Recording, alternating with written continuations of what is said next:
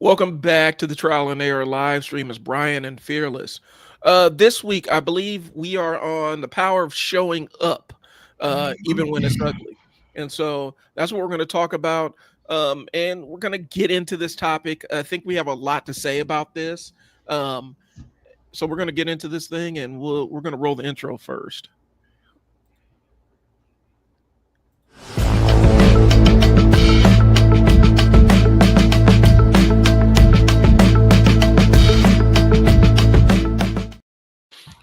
What's up? What's up? It's Brian. It was Fearless here. And this is the Trial and Error podcast. This is basically your living laboratory. Uh, we work through. We use our failures to leverage successful outcomes, and so that's the intent of this podcast. We really want to lean into the concept that you fail till you make it, and a lot of times people quit right at the failure, and that's not what we're here to do. Mm-mm. Mm-mm. Um, we're still figuring out the Facebook thing. I know Fearless has had some issues. I'm having issues with the Facebook thing. So if you comment on Facebook, we may or may not see it. Well, let's see. We got okay. Okay, those are on YouTube. Those on YouTube, yeah. All right, Hey, so kidders. we got a couple of viewers on YouTube. What's up, y'all? Yeah, one is my 12-year-old son. Hello, son.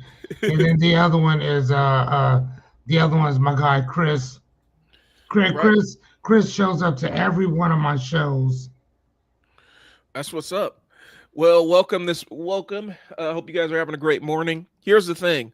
Like I was mentioning, if you're part of our Facebook audience, we may or may not see your comments. Facebook and StreamYard are not playing nice right now. And so Oh, so that what that is? yeah. So So it's StreamYard and Facebook. right. I think there's something on Facebook where they did something with the privacy settings where we can't adjust them once you go live. And I don't understand why. Because that doesn't Oh make any wow. sense. Okay.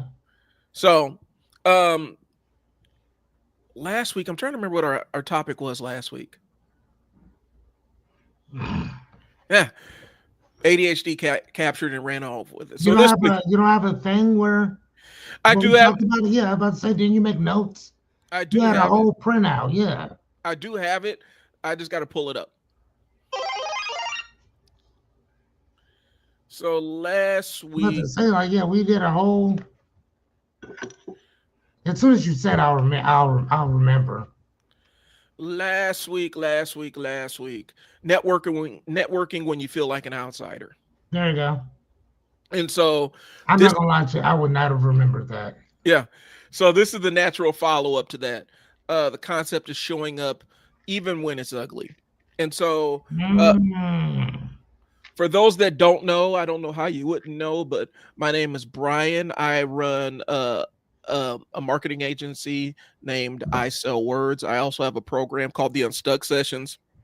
It's really structured problem solving to figure out where you're stuck in your marketing or advertising or business model and proposing ways to get you moving forward. Um, we take where you are and add in where you want to be, and we try to come up with a solution. So that's what we're offering. As a life coach, my job is to kind of get you unstuck with life in general. That works. I like that. This is very simple. Yep. And so what we got is Fearless has he's still in his 100 days of life coaching. Tap in 8:30 every night. It's free. If you see me on here and you want to use my marketing services or whatnot, that's fine. I don't hold anything back in the live stream. So if you have any questions about marketing your business or product, you need to jump in the streams and ask some questions here because I don't hold anything back on either side of it. But get the information while it's free, y'all. And one of the things we found, and this is something I found just doing business, the reality is a lot of times people devalue free information and then you pay for bullshit. And that it doesn't make sense, but the reality is people always attribute the value of something to how much they have to pay for it. Yeah. And so we understand it, but we're still offering it. So for those that see the value in free information, this is your opportunity to jump on here. Yeah, for sure. So last week we went ahead and talked about networking when you feel like an outsider. It gave you some basics of showing up to networking groups when you're uncomfortable. Gave you some tips to be yourself, and show up authentically, and really use active listening, which is listening more than you talk, and not just listening waiting to respond to somebody. It's actually listening empathetically, and hearing what they have to say before you formulate an answer. And so, if you're interested in that, go ahead and jump back.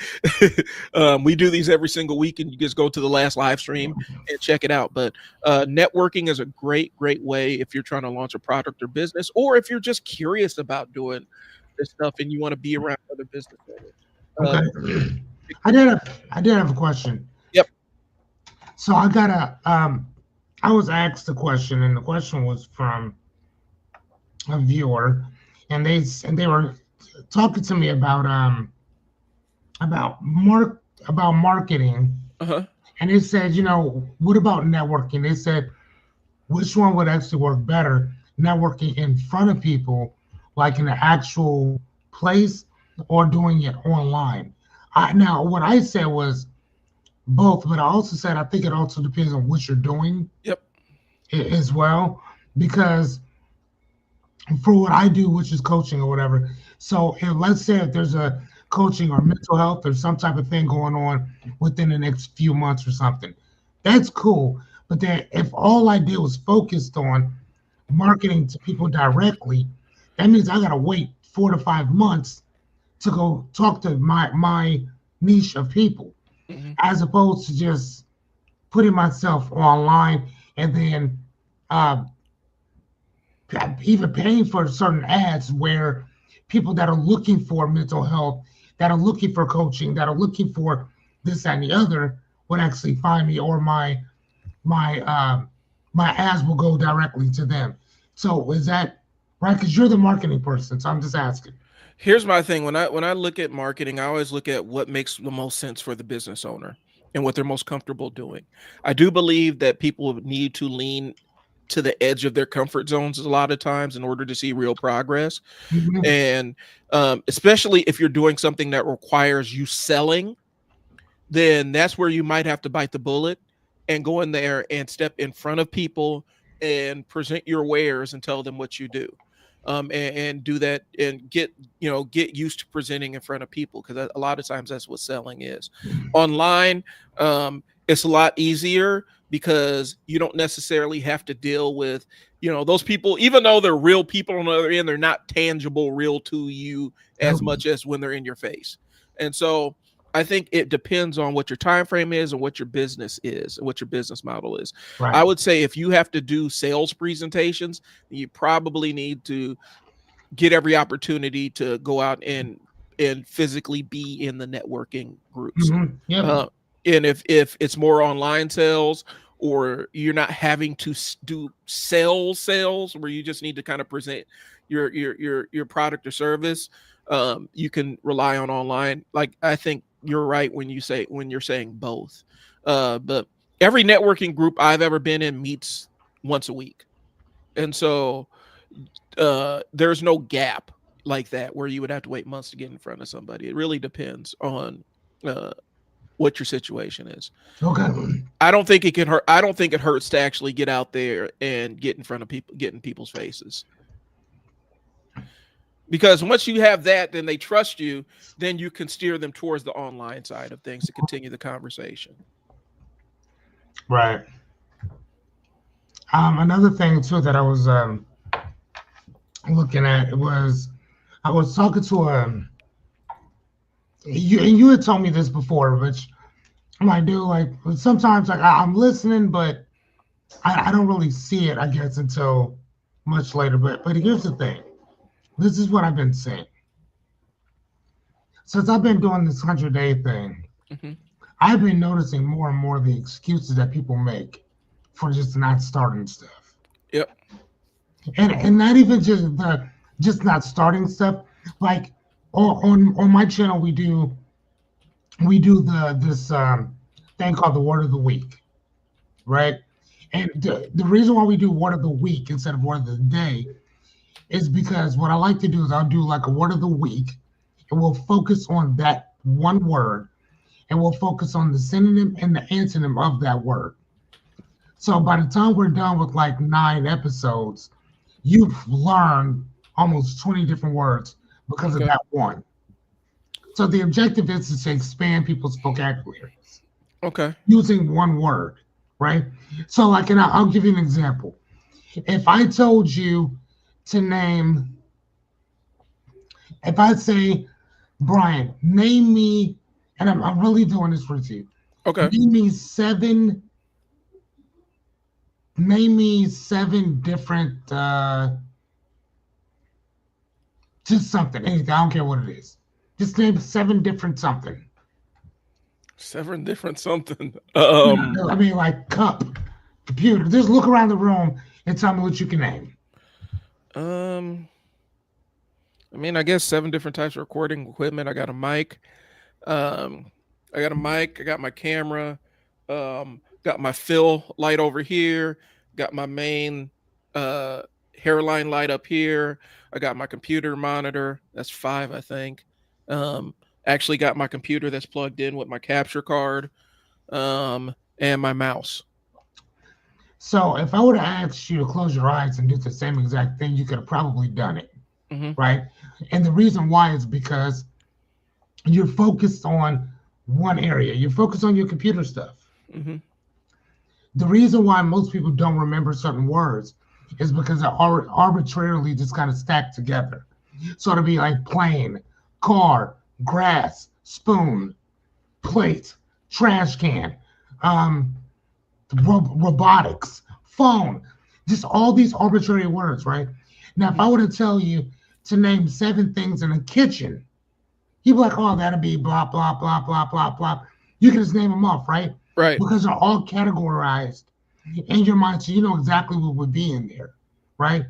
When you're learning words, the way that you expand your vocabulary is to learn certain words that are associated with that one word. So if we're talking about friendship, okay, well, what's seven synonyms of friendship? What's seven antonyms of friendship? And when we did that, people really, they were like, dude, that's crazy because I never thought like what the word friend actually meant. Mm-hmm. Because most of us, we don't know what those words mean. Right. So our word to this week is persistence. That's our word for the week, right? And the definition of persistence is the ability to keep going despite obstacles, setbacks, and slow progression, staying committed until the goal is reached. That's what that's what persistent means. Okay. Staying the course no matter what, rain, sleet, or snow, no matter how slow things are going, you keep showing up, you keep staying, regardless. I just had an issue not long ago, and fucking Jessica had to hit me up and remind me of what I was doing and why I was doing it. Because I had lost that vision for a little bit, right?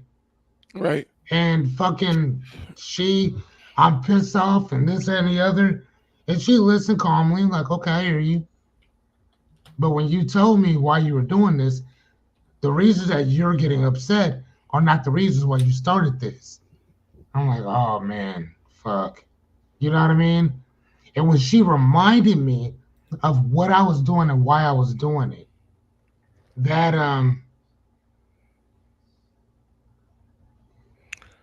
oh, that was you. I Yep. was That was like, me. Yep. what? All right, so I'm like, okay. I'm like, damn, that's a good question.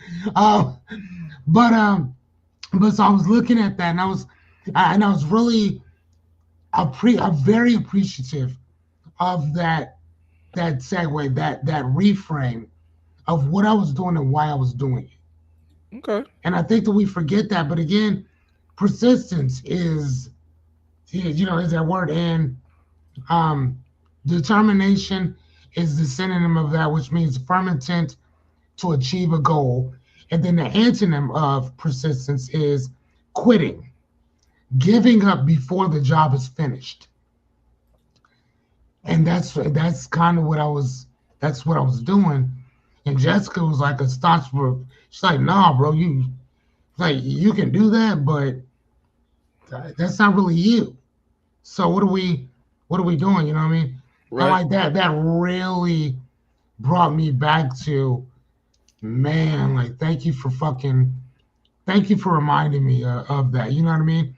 And now I go about things a whole lot different because of that one conversation that I had with her. But persistence, I think, is the word of the day pertaining to a lot of what we do. Because here's the thing: sometimes people are not going to show up. Right. In a lot of cases, people are not going to show up, especially for shit that actually helps them. Well, Especially for shit that helps them. and I think one of the things that goes into that, when it comes to something that benefits you, there's a level of vulnerability that comes with that. Um, and so it's making some admissions about yourself when it comes to something that may help you. And sometimes it's just easier to avoid the thing that will actually help you than it is to actually go in and kind of make that admission and make that ownership of yourself, and deal with it and be that vulnerable in that moment. It's a weird thing, we avoid a lot of the things that may benefit us. I know a lot of people that always talk about going to the gym but struggle to actually get there because it's very uncomfortable for them, but the act of going would benefit them and help out, even if it's not the physical side of it, it's the mental side of it. And Right. But but I mean, mentally, we do that, yep. but that basically means that we're normalizing mediocrity. Right. I'm sorry, go ahead, man. I cut you Well, off. no, that's fine. No, that's true. And I think a lot of times, we ended up avoiding the transformative thing because change is work. Changing something about yourself actually is work. And sometimes it's easier to avoid the work, if we're being honest. And so Hmm. I do think sometimes people avoid just because they'd rather deal with the hardship that is certain, as opposed to the freedom that is uncertain, if that makes sense. Right. Nope, I got you. So, and the biggest thing is, and I know you guys, I'm scrolling the questions, or the questions for today at the bottom of the screen. But today we are talking about showing up when it's uncomfortable and messy and not polished, because that's where real growth lives. Yeah. Uncomfortability brings a lot of growth, because then you learn how to be comfortable in situations where you are uncomfortable. That means you've grown. Okay. So the questions that we have for today is, what's something that felt cringe? What's something you did that felt cringy at the time, but it helped you grow? How do you stay consistent when motivation runs out? And have you ever surprised yourself at what happened when you simply showed up? Hmm. I So mean, tho- yeah. those are the questions for the day.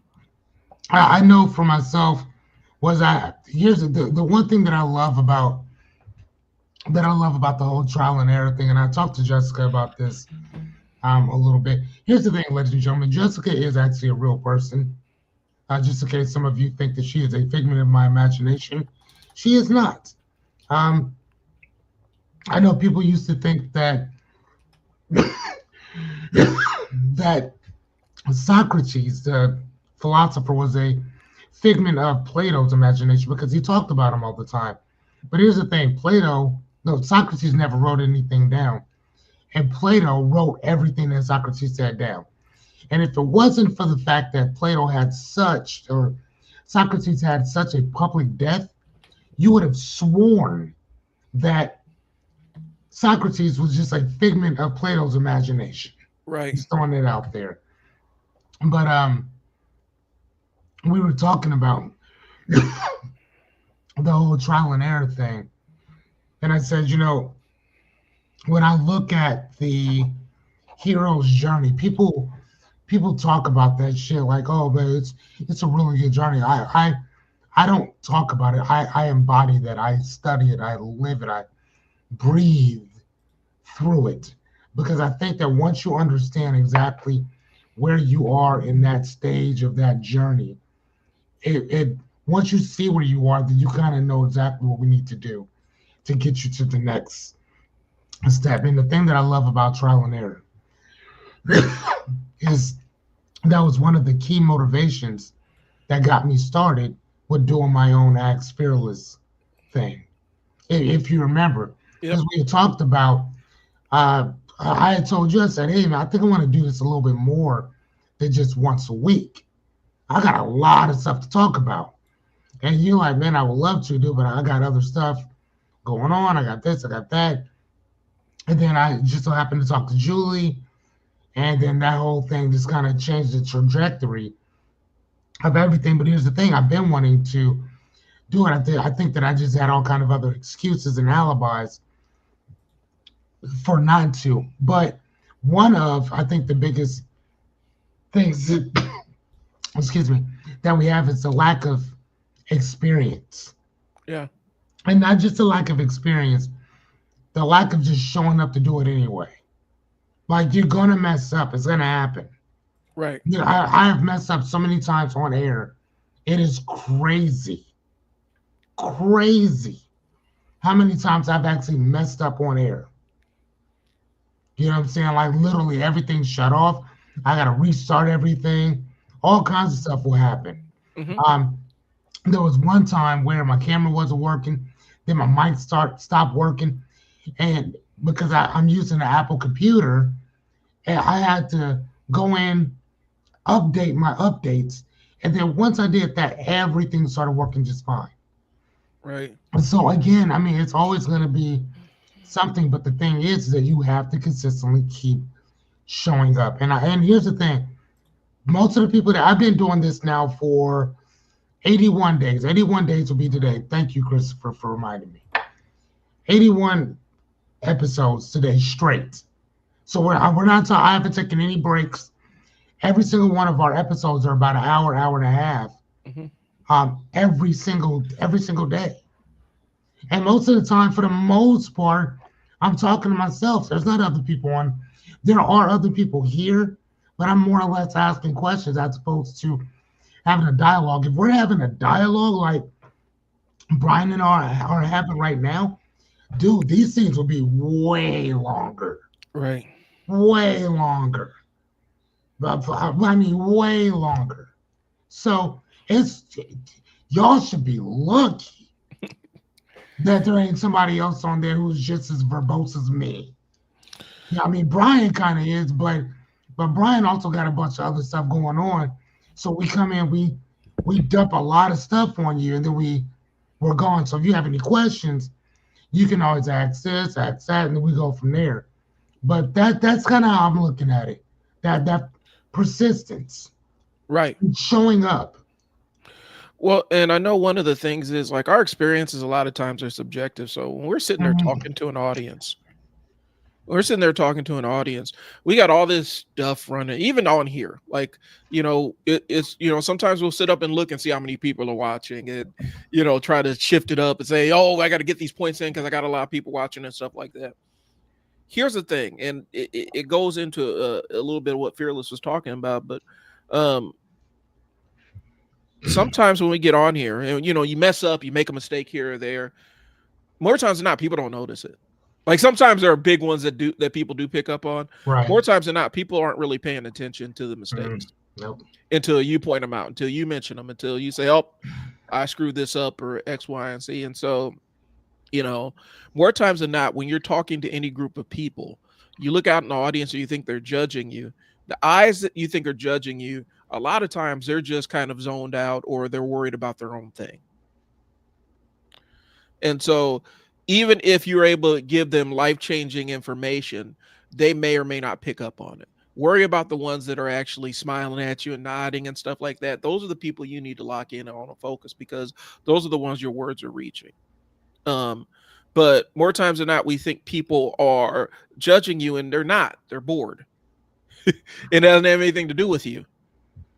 You know, they may have other things going on in their lives or whatnot. And uh, I've learned that throughout the years that if we make assumptions about what people are thinking based on what their facial expressions are, you're going to read people completely wrong. Because there have been times where I've looked down, giving presentations and looked out in the audience, and the person I thought was not feeling me or rolling their eyes or bored or had some kind of attitude, they're the ones that ended up having the most questions and were the most engaged after the fact. And so a lot of times we make those kind of sidearm kind of assessments on how we're doing based on bad information, because we can't really read what's going on in somebody's mind. And people think you can read people's facial expressions or body language. Sometimes you can. A lot of times you can miss, you know.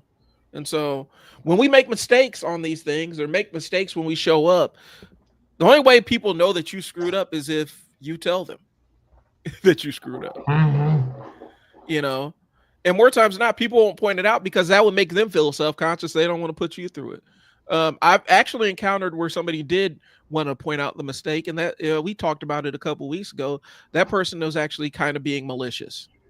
Yeah, I remember that. Yeah, and so, but that's a different ball of wax. Okay, here's the thing, visibility beats perfection. A lot of times, people just seeing you showing up, that beats showing up in a perfected manner. And a lot of times trying to show up perfect actually can make people feel uncomfortable because they aren't showing up perfect themselves. Okay.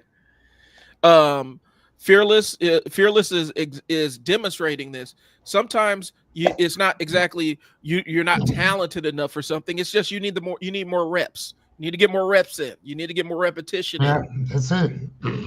And a lot of times people want to avoid the reps because they're uncomfortable, but the reps are the way that you get better. Yep. Okay. And charisma fades, consistency builds trust.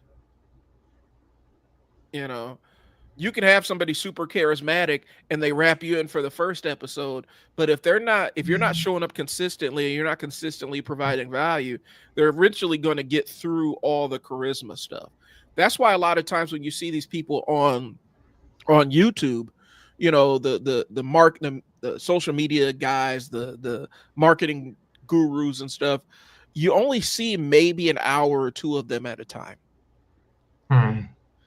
And they're giving you their highlights. They're giving you their best stuff in that hour or two a time. Because if you had to spend 6 hours with them, that's going to fade. And they may not have anything other, they can be good for that power hour, but that's about it. And then they run out of information they can tell you. So I think a lot of times people overvalue the charismatic person because more times than not, that person that's supernatural on camera, they either have a lot of practice or it's just something that was innately they're born with, where they're on stage. And some people are like that, where you put a light on them and they're on and they could just go. Most of us ain't like that. A lot of times it takes practice, it takes repetition and everything. And so I think, we talk about it all the time. When you're on social media and kind of looking around, you're comparing your outtakes to everybody else's highlights. And you're seeing people, a lot of times when you see these clips on social media, you're seeing people at their absolute best because it's been edited that way to show them in the best light possible. You're not seeing the mistakes or the flubs or where they say 1,000 times or misuse a word because that stuff's been edited out. But if you're expecting the same out of yourself, that's a non-starter. I was just talking to a young man yesterday at the Tesla dealership. I took myself. I took my son and my friend Anya, and we all went to Council Bluff to go test drive the Cyber truck, right? And again, I don't like test driving cars without my kid. So, and we went out, we test drove it, drove around, did our thing. And when we were done, we were like, what do you think? And he's like, Dad, it's like, I don't know. I said, you know what, son, I kind of feel the same way. Like, I'm like, I don't know if it was that thing. You know what I mean? Yeah. Like, when I test drove my Model Y, I knew, oh my dude, this is it. Like I don't want nothing else. This is the car that I want. When I test drove the Cybertruck, I was just more like, eh, nah, I mean, okay. It's a very smooth driving vehicle. Let's go. But anyway, so so we went there, did that. There's a young man there, and here's the thing: the Tesla. Anytime you go to a Tesla uh, show or not show, but I don't want to say dealership because they're not dealerships because you can't just walk in and go buy a Tesla. It doesn't work like that. Showroom. Yeah, thank you, showroom. Thank you, thank you, thank you.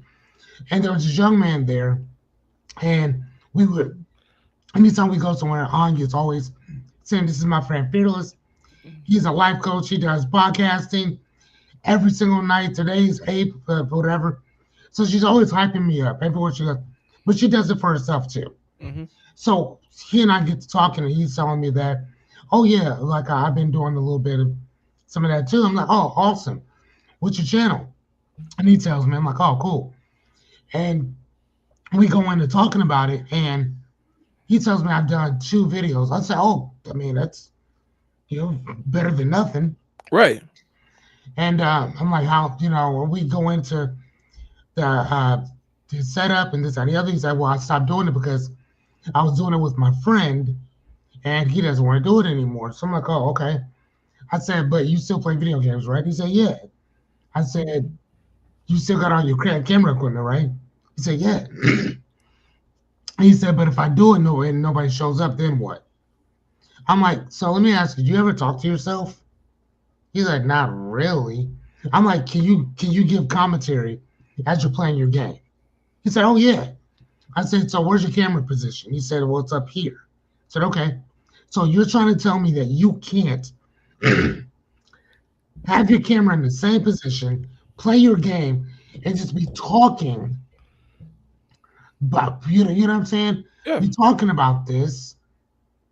I'm like, well, what are you talking about? Like, are you trying to tell me that you can't have the camera here and be off to the side talking about the game to yourself and just asking questions? You know what I'm saying? Like, hey, you guys ever play this? I'm like, dude, somebody comes in, they may be wondering who you're talking to. You can be like, "Man, I'm talking to myself," or "I'm talking to my friend over here." Right. Or I'm like, when I started, I was so scared, I was so nervous. I actually had my AirPod and I had my friend Jessica in my ear because I didn't know if anybody was gonna show up for any of this shit. Yeah. I was scared to death. 46 years old, scared than a motherfucker.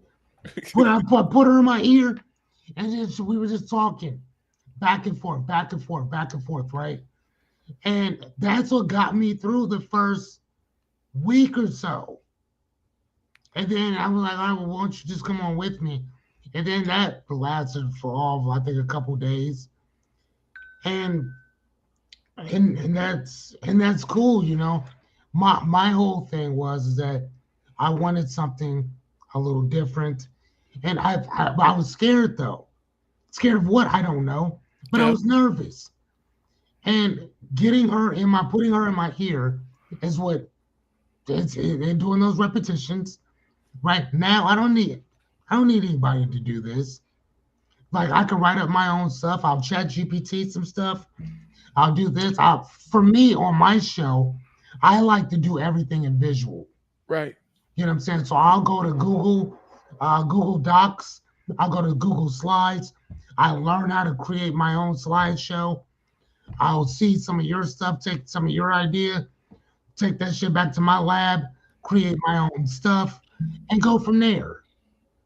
That's what I like to do. You know what I'm saying? But you Yeah. don't know that until you're doing it. So I'm talking to this dude. I'm like, "Bro, first and foremost, a lot of people like Teslas." I said, "The great thing about you guys is that you don't earn a commission.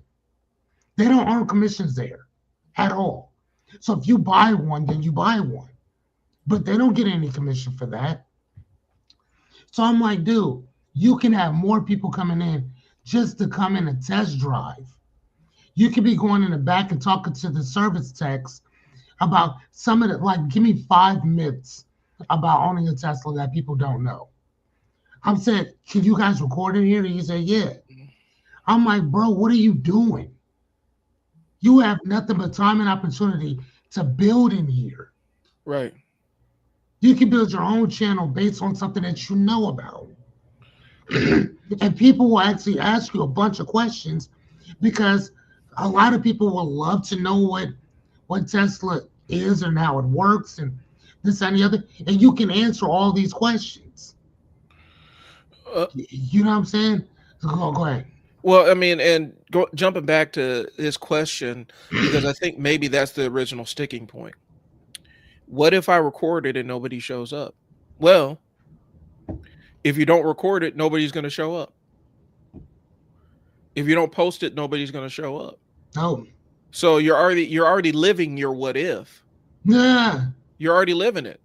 I like that. And if you don't like the what if that you're living, then you need to make the change. You make the change by showing up, turning on the camera, and seeing what happens. You know, a lot of times we think that it ends up becoming, we think that we're being humble. Well, if nobody shows up, then blah blah blah.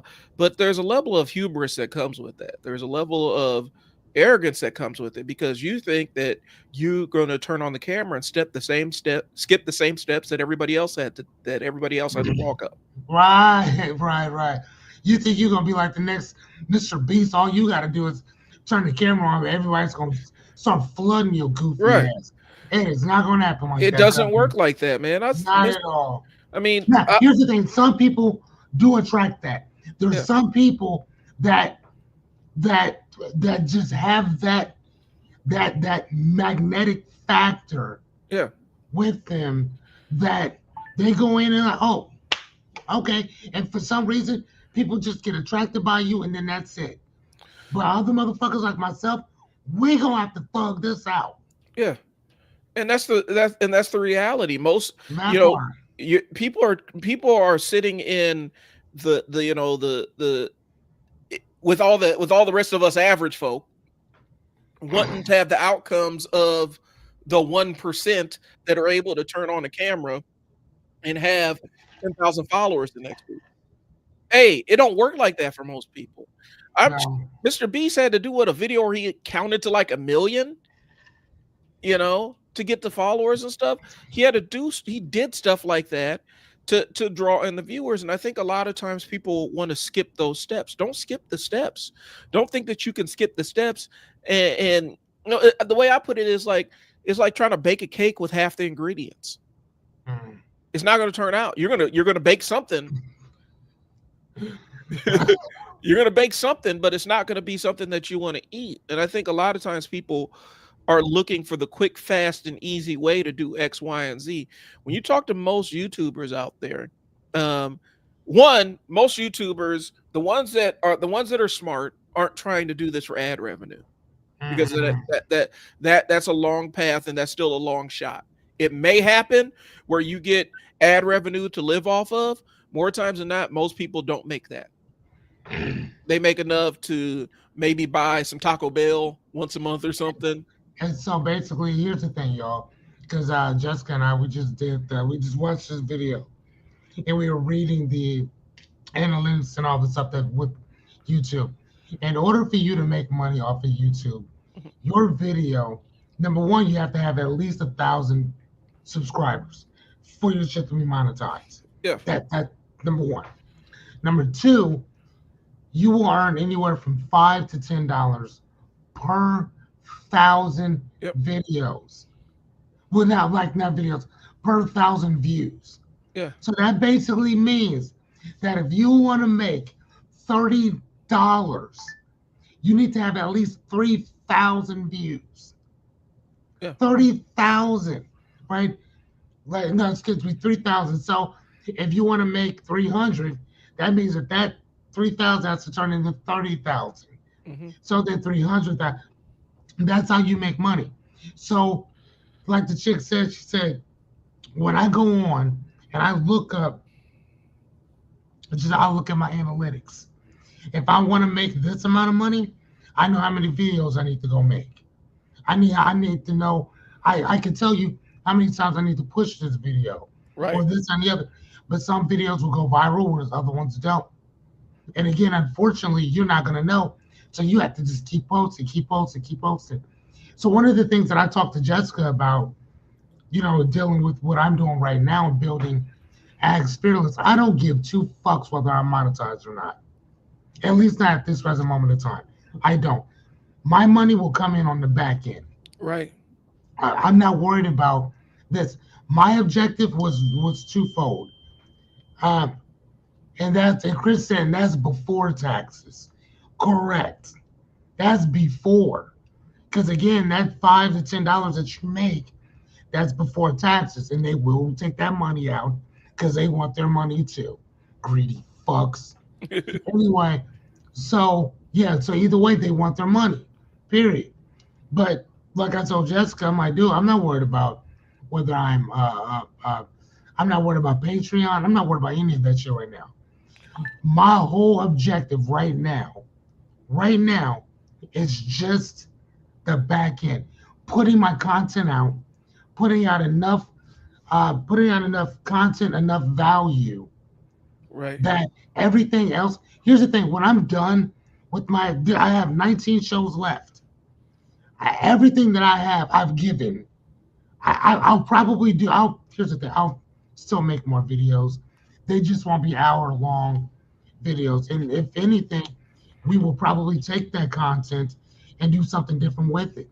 Right. Um, One of the things that Brian and I kind of talked about was putting it behind the paywall. Yeah. You know what I'm saying? I mean, because they're all basically there.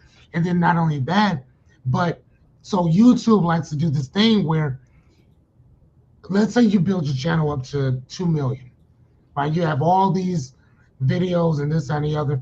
Well, if YouTube doesn't like you for some reason, they shut your shit off. Your videos are gone. Your people are gone. All that's gone, right? So one of the things that Brian and I kind of talked about was, number one, your videos. You need to be saving them on other things. Whatever. I have an external hard drive that Yep. I go through every week, and I download every single one of the videos that we've done, every one of them. So they're not just on YouTube. They're on StreamYard for the most part, and I also have them on a external hard drive. Right. That's my content. That's my stuff. Whatever I shoot, that's mine. I don't have to. I don't have to give you my shit, right? And now here's the thing. Let me give you something else that some people don't know. Not everybody's stuff is on YouTube. Right. So I mean, YouTube is one of the big. It is the biggest. What the biggest Platform. platform It's the biggest. I mean, it's the biggest search engine in the world. Like it's the biggest search engine for ideas. in general. But Yep. at the same time, though, I'm not looking for everybody. Right. You know what I'm saying? I don't mind having 800 or 900 people who fuck with everything that I do, and I'm cool off of that. Well, and here's the thing I'm gonna say, because one, I'm a preface this what I'm saying, and then I'm gonna show y'all what I'm talking about. So it's a show and tell thing. More times than not, when you're talking to a YouTuber, the only ones that are able just to survive just off of ad revenues have mega channels. Like the channels are massive, and Mhm. it's just they can make money. They make enough money to live off of just ads. But even then, they're not doing that. They're still selling business. They're still selling products or you know services based on that. More times than not, most YouTubers' revenue comes from affiliate deals where you talk about somebody else's product and give people an opportunity to buy it. So basically, you're doing kind of a small commercial for them, um, or you know, direct sponsor reads. Like sometimes the sponsors will reach out to you specifically and pay you a certain amount just to read their product. So you go from just referring to their product and allowing people to link to it to now you're basically giving them free promotion on your stuff. Okay. And a lot of times people use YouTube to steer business right to their business, their Yeah. existing business. If And that's where the money's really made because you hear it 1,000 times. Fearless, I've sent videos to you about it. Most big YouTubers are broke because they don't have a business model underneath what they're doing. And mm, there are YouTubers out there that have channels that are considered small on YouTube because we're in the micro channel territory right now. But the small channels where they might have anywhere between 500 to 1,000 people that are subscribed to it, and they're making 6 or 7 figures because they've said, okay, I'm speaking directly to my audience. I don't really need to chase views or go viral to get this money. And it's actually driving business to me. They may have a digital product that they're selling, a course, some shirts, or whatever, but that's how they make their money. They don't really make their money off ad revenue. And the ad revenue checks are inconsistent because anything can drop your views. Once you get up to a certain point, anything can drop your views. You don't even know. You could have changed your hair and your viewers are like, nope, and they click off of it. So that's not the path for most people. And I think people, especially now, they say kids are saying that that's what they want to do is be a YouTuber, but nobody explains the business model that's actually present with it. You have to have a business model. You have to have some kind of product or service you're selling, and you got to be comfortable with a small audience. You don't have to be in front of everybody because you're not for everybody. I don't want to be in front of everybody. So I'm about to show y'all what an affiliate deal is. So stay tuned. Check the comment section. Now, that's an affiliate deal right there. Okay, new to streaming. Okay, new to streaming or looking to level up. Check out StreamYard. Get it. Okay. That's an affiliate deal. So basically what that means is somebody clicks on that link and signs up for StreamYard, and we get a kickback for it. Because they're looking at our stuff and they're saying, okay, we want to get started. We'll use StreamYard. We'll use the referral link. And then you get paid off of that. I've done that through Constant Contact. I've done that through school where I've gotten paid for people saying, hey, I want to do the same thing. And so there's different ways to do that. And to be honest with you, that's the more scalable and easier income. You just got to figure out what you want to align yourself with, because sometimes people will be up there endorsing anything, endorsing some pyramid scheme, some scammer, get you an affiliate deal, and they give you a link, and now you're promoting it to your platform. And a lot of times I've seen YouTubers get jammed up with that because they don't necessarily test the services or products that they're promoting on their YouTube channels. I don't know if you ever had that Magic Spoon cereal. It's like the healthy cereal that has no carbs or any other stuff. It's protein based. It's awful. I bet it is. That shit sound. I don't like protein type shit anyway, but yeah. It tastes terrible. And they're like, you have all your favorite flavors. Like, here's a knockoff of Fruit Loops, and here's a knockoff of Cocoa Pebbles. Here's a knockoff of Reese's Pieces cereal. Listen to me. If you see this, because I'm looking at it now. Yeah. If you see this and you thinking, you know what? Oh my God, this is gonna be awesome. Motherfucker, that's on you if you bought that bullshit. But people buy it because they see somebody tell them how great it is. And it's just my personal opinion. Like, it's my personal opinion. It's nasty. Now, does that kill my ability for us to have Magic Spoon as a sponsor? Probably. Or it could be a challenge to Magic Spoon. Prove me wrong. Send us a box of your best stuff and we'll review it. And then you pass a chunk. We'll tell people how great it is, but it's got to be good. For me, that cereal, I've tried it. I'm like, ooh, this influencer mentioned it. I saw some at Whole Foods and said, I'm gonna give it a shot. It was one of the worst things I've ever tasted in my life. Yeah, I ain't gonna lie, bro. Like, that shit look nasty. That doesn't even look edible. But and it's not me just dumping on Magic Spoon. But what I'm saying is, if people don't like the product, or if the product doesn't deliver and you're talking about it on your channel, people are going to attribute that decision to you, especially if you're the reason why they jumped in and bought that product. That's funny. Okay.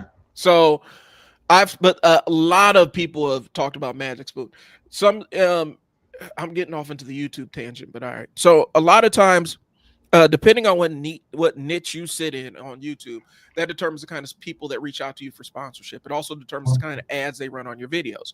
The ones that get paid the most are like camera equipment and financial products and things like that, and business services, because those cost more per ticket. Like, every time somebody orders it costs more. If you have Amazon affiliates, if you have an Amazon affiliates account, you put that link in your comments. When people click on the Amazon affiliates account, you get a cut of what they order, but then you also get a cut of everything else that they order throughout a 24-hour period or something like that. That's Mm, how people make money with this stuff. mm. And so the secret isn't going viral. And so I'm steering all this back to turn on the camera and show up. You never know what could happen. But if you sit there and say, well, if nobody shows up, what happens if nobody shows up? Well, you're living the what if right now because nobody's showing up because you're not turning on the camera. Okay. All right. A couple years ago, during the pandemic, I had to make a presentation to one of my networking groups, and I spent a lot of time on this presentation. Now, this was over Zoom, and so that was one barrier. But I had to make this presentation. I had a slideshow and everything. We're talking about um, the Life Force 8, the 8 core drives that human beings have, and how you utilize that in marketing. And that was my entire presentation. I Gotcha. had it cold. I had it studied. I knew what I was talking about. The Life Force 8. Okay, Yeah, yeah, I remember that. Okay. yeah. And this was one of my first presentations on it. And I turned on that, I joined that Zoom meeting. It was my turn to present, and my mind went blank.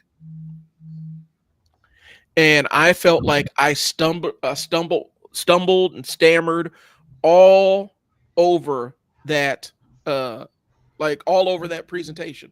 It to this day, I think it was one of the worst things I'd ever done. I think it was one of the worst presentations I've ever had. And after that meeting, I'm like, oh, it was awful. I was terrible during that. More people were reaching out to me, asking me about it. They thought I did great. They're talking about how informative it was. And I thought it was one of the worst things that I ever done.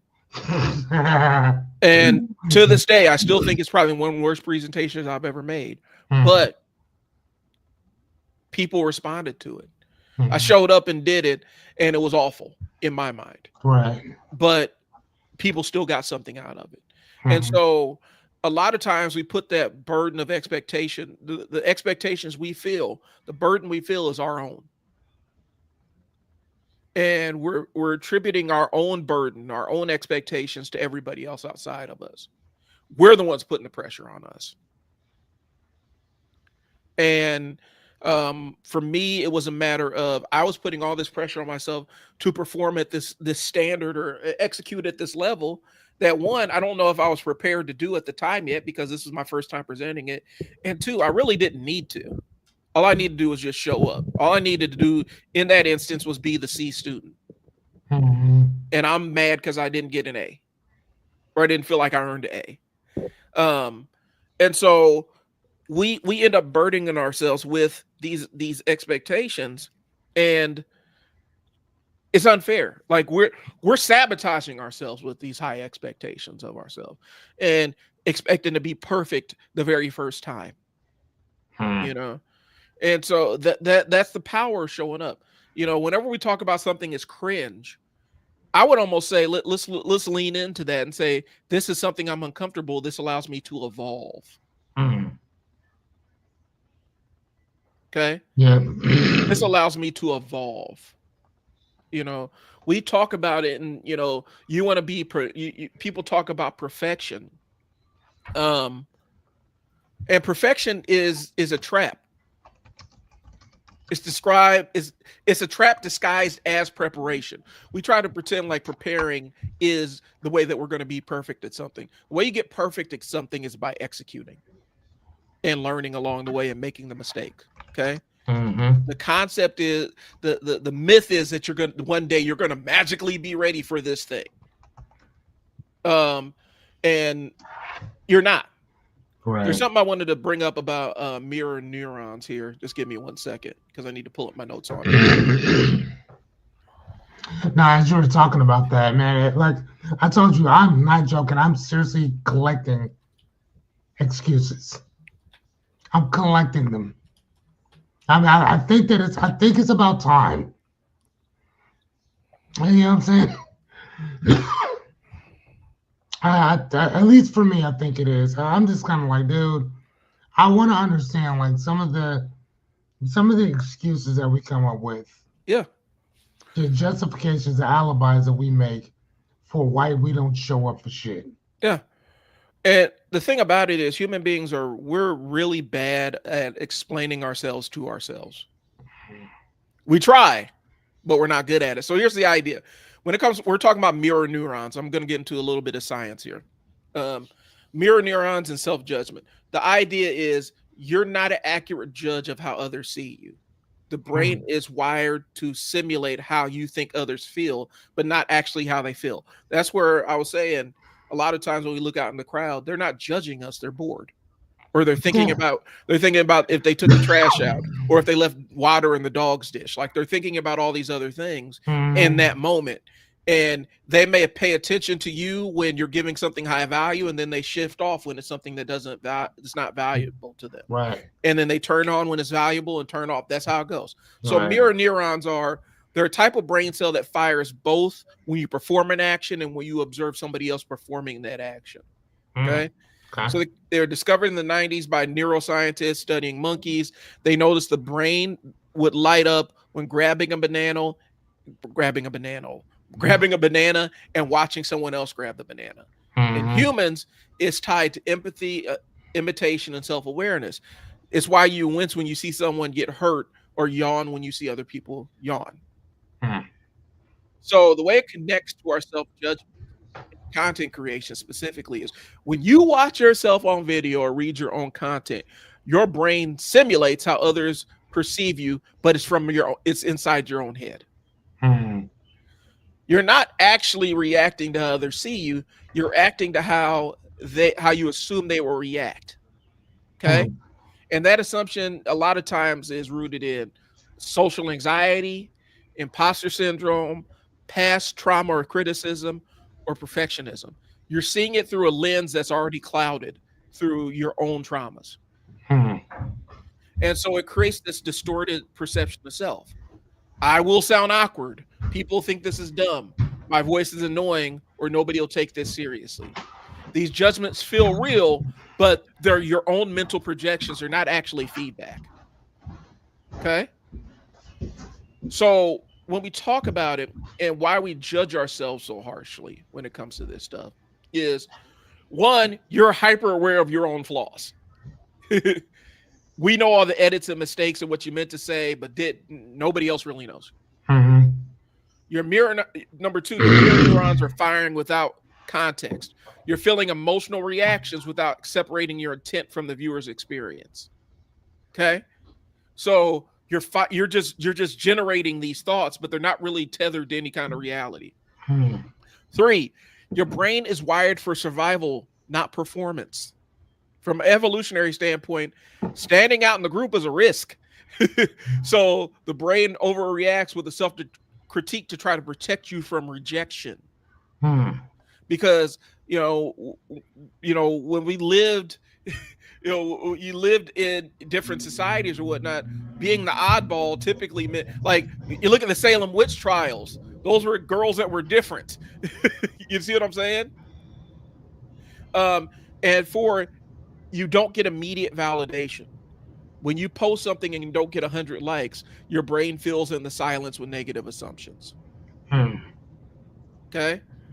So the way we reframe it in our head is you're not seeing yourself, you're seeing your fears reflected back at you. Hmm. When you turn on that camera and you look into the camera, you're seeing your fears reflect back at you. Your first thought always isn't the truth, it's a projection. And others don't notice 90% of the shit you're worried about because they're too busy judging themselves. Right. They're like, when you're looking out in that crowd and that person locks eyes with you, they're worried that they're not looking interested enough for you. Hmm. Okay. So for creators out there, when you want to show up, you need to create your own content as if it's someone else's. Literally say, if this wasn't me, would I care? Hmm. Before deleting that video or post, ask, is this bad, or I was just unfamiliar with the situation? Was this Hmm. really terrible? Right. And then recognize what cringy is. What's cringy now is just growing pains, and you're expanding your tolerance for exposure. Hmm. Okay, so that's how mirror neurons kind of play into it. Okay, And I think a lot of times people put too much pressure on themselves based on what they're seeing when they look in the mirror. They see their fear reflected back at them, and they make decisions based off of that. Hmm. Yep, nope. I get that. Now All right. we do we do that a lot. Actually, it's so funny because we on my channel, like I said, everything that I do is visual. So talking about what you were just talking about, like I would have everything kind of put up so you could see each one of these things, whatever. Mainly for people to take notes, um, screenshot this and the other, whatever. But um, yeah, we on our show we went through a lot of this stuff, probably two, three times or whatever on exactly how the brain reacts to certain things, about how we don't like standing out, how the mind likes to be familiar and needs familiarity to to justify staying exactly where we are with certain things. So yeah, no, I totally hear what you're saying in that, and even like we talked about before, how the brain prefers familiar as opposed to uncertainty because it predictability saves lives. Right. You know what I'm saying? And when I know what's going to happen before it happens, I'm good. But the brain is trying to protect us from the unknown, which again, it's not like it's trying to hurt us. It's trying to help us because it doesn't want us to die. Right. But that's just it, though. The brain is still working off that that reptilian side of the mind, where it keeps thinking that nah, dude, like this is gonna happen, and this is the biology of human engineering for the most part for thousands of years. Like Brian said, if you listen, if you watch animal channels or whatever, the lion is not looking at everybody in the crowd. It's looking for that one. Excuse me, not I wouldn't even say the lion, the tiger, because the tiger is the one that usually go get you. Mm-hmm. Um, when they're looking at who's the slowest. They're looking at who, who, who can I go get right now out of all of them. You're not looking for the quickest, the fastest, the buckets, the this and the other. But I'm looking for that one that's kind of limping a little bit. Oh, there he is. Yeah. Oh, there he is. And then you get too close to the water, that alligator come out, snap you. Now you're dazed. You get knocked off. You start running away. That lion knows, that tiger knows, go get you. Right. It's over. You know what I'm saying? So, And so like yeah, no, that happens a lot though. Yeah. and I cooked up. So this is how we use AI over here. I cooked up a little thing to kind of emphasize the point. You know, um, your brain is basically saying, "Hey, don't stand out. Don't." Your brain is wired to not stand out. But a lot of times when we do presentations and stuff, where we show up to events and putting ourselves out there, you are trying to stand out, and so you're actively doing something your brain is working against. Right. And so we just had the conversation about mirror neurons. This is how this is basically a distillation of what we just talked about. You know, um, I think a lot of times people, what is it called, maladaptive, Mhm. where you end up using adaptations that don't really benefit you, and a lot of times it's born out of a trauma, or some trauma or fear of avoidance of something. Um, You know what's crazy about this is that this thing, and I understand that AI is still learning and it can find all kind of different things, but this sometimes the shit that this thing spells is just horrible. it is, it's awful. Man, sometimes, and again, I know this is the first like real iteration of what it's going to be. I mean, I can Yeah, only imagine what it's going to look like in the next year or two or 5 years. yeah.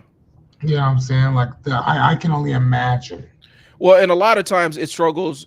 The reason why is it struggles recognizing text that's not typed. Like if it's got to generate the text, it's not good at, because that's a technology that's still, like, they've been working on that one. Man, shoot. When I was working at What do you mean by that? when I was working at my shelter, I used Evernote, and Evernote was a note-taking software. I remember that. And at the time, Evernote was on the bleeding edge of a lot of stuff. Evernote's also the company. Bending Spoons is the company that bought StreamYard and jacked up the price and took away a bunch of features. But Mm, they bought Evernote first. But when Evernote was still owned by the Evernote guys, Evernote folks, what it was they were really talking about it's on the bleeding edge of text recognition in images. So it's different if you type in text into a computer or into a system and it can recognize what you're saying. It's a different thing when it has to read the text off of a document or an image. And so that part of the technology is still trying to catch up. Where it comes to where the technology has to recognize the text, and that bleeds over into what ChatGPT is able to do with text based okay. images, because it will misspell stuff, misuse words, all kinds of other stuff, and it won't recognize like it won't recognize cropping and things, all that stuff. So that's an aside. Um, let's power through this. So we talked about mirror neurons. We're talking about how a lot of times we're just looking at we our vision is distorted by our own fears. Yep. Long story. I mean, that's the shortest way I can say it. Our vision is the what we see is distorted by our own fears. Um, what we were talking about earlier with that young man at the Tesla dealership, and we've talked about this plenty of times before. Um, we're big about learning by doing on this podcast, and that's what we're going. That's what we're trying to push into your brain. That we want you to go out and do it and fail at it, and then come back Mm, to it. We don't want you to sit around and plan it and plan it and plan it and plan it and can, plan it. can we use a substitute word But instead of fail? yeah, I mean, error is one thing. I totally understand that. Can we, instead of using failure, we just keep saying either trial and error or go out and experiment? Because yeah, an experimentation is all about what worked and what didn't. yeah. You know what I'm saying? Because the way that I look at failure is that failure come in order to have failed. To me, you have had to have succeeded at some point. You see what I'm saying? I mean, unless you're saying that failure comes first and then success comes That's what I. That's second or whatever, and that's fine. But think about that word. It triggers so many people as opposed to if we use it from the standpoint of trial and error, like we always talk about, mhm. or experimentation, because experimentation just means that can be that can be something that's fun. See You for know what I'm saying? see for me, I and I do believe that for me, I think this is how I kind of put it. For me, the success comes after you fail, For sure. and for me, For sure. I like to try to desensitize people to the concept of failure, because that means you went out and tried and it didn't work, but you took home the lesson. Hmm. And so trial and error too, but also if you have a specific task that you attempted and were not successful at it,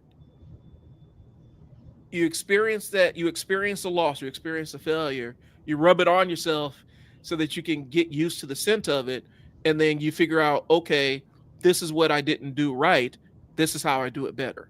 And Hmm. so for me, I always view it as, you know, we're desensitizing ourselves to it, because like I look at it, I take it from our basketball training, right? The kids go out and play a game, they don't win a game, they failed to win the game. Does that mean that they failed, or that means they failed in that instance, they came up short in that instance? Hmm. For me, I'd rather lean into that sense of failure and say, okay, what didn't go right and what can we improve, Hmm. and then we go try again. Hmm. But I think a lot of times people, and this is why I think it's important to desensitize ourselves to it. Because I understand what you're saying, but my frame of reference is this: people fear the failure so much that they won't even attempt, because they're so scared of that word. Hmm. And I think we have to take ownership of that word and say it's not a bad thing. It means you went out and tried something. Hmm. to try something is more important than sit around and think about trying something. Mm-hmm. I rather go out and try something and fall flat on my face than to not try it and have all these questions about how if I could be successful at it. Mm-hmm. Because if I fall flat on my face and I can see where I tripped and try to avoid that spot next time. Right, for sure. So I get it, and so it's I think it's just different ways of how we're kind of attributing the word. For me, when I say failure, I'm looking at unsuccessful attempt, so we go learn from it. We lean into it. Mm-hmm. A lot of times for a lot of people, failure is the final destination. That's where they stop. And They fr- that's why, and that's the reason I'm telling you that we really have to use those other words a little more interchangeably Mhm, because it prevents people from even trying in the first place. mhm, Whereas if you tell a person, I mean, think about a science experiment. They don't base anything off of success and failure. They base everything off of experimentation, whether it worked or it didn't. mhm, Like they don't give two shit because they don't really have any fight or they don't have any uh, uh, uh, dog in the fight for the most part or whatever. So they can care less or whatever. So I think that even when we're looking at our dreams, goals, aspirations, and sometimes even the problem of the outcomes that we're looking at, if we're if we try to look at them objectively, mhm, if you kind of try to take a step back, you'll start seeing that some of the things that we think are are huge and monumental, you start to see that this is pretty small.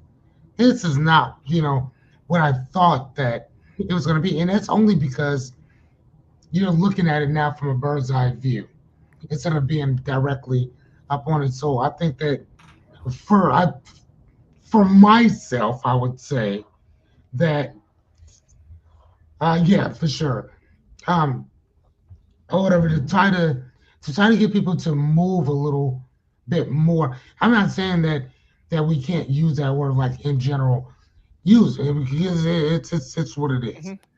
But in order to get a person to at least take that first step, I take that out of the equation and I put in either A, trial and error, Mhm. or B, experimentation. I don't even use the F word yet until I have at least taken a few first steps, fail, got back up, take a few more. Then we can kind of go there. You know what I'm saying? Yeah, But at least what it does is it allows me to, it allows us to kind of poke our heads out like, oh, okay, well, I don't see it anywhere.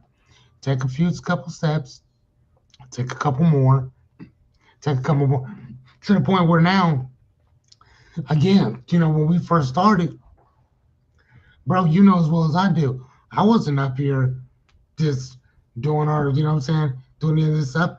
But again, I had to, well, like I told you, it wasn't about trial and success or failure for me. It mhm, was about, like we said before, trial and error. Just go try it out, see what happens. yeah, Try it out, see what happens. Try it out, see what happens. Experiment, just see what happens, and then you can challenge yourself based off of that. You see what I'm saying? When we started doing this together, and yeah. we said, "Hey, let's start going live." How many how many times do we go? How many times do we do uh, uh, uh what are those things? How many times do we record and never put the damn things out? I mean, you would always Yeah, I'll put them out. put them But out, but not like to the point where we're doing now, where it's bam, bam, bam, bam, bam, every single week. Bam, this is what we're doing. This is what we're doing, and I would always kind of him and haw about, oh, okay, well, yeah, yeah, we can do them, but you put them out. Now, fuck that. Like I told the young man I was talking to, he was like, man, editing is where I just have the biggest trouble. I said, okay, cool. I said, I think most people have that same problem. So why are you editing everything? Why not just go live?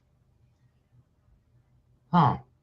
Like, yeah, I mean, I'm like, dude, you have 2 episodes. Two.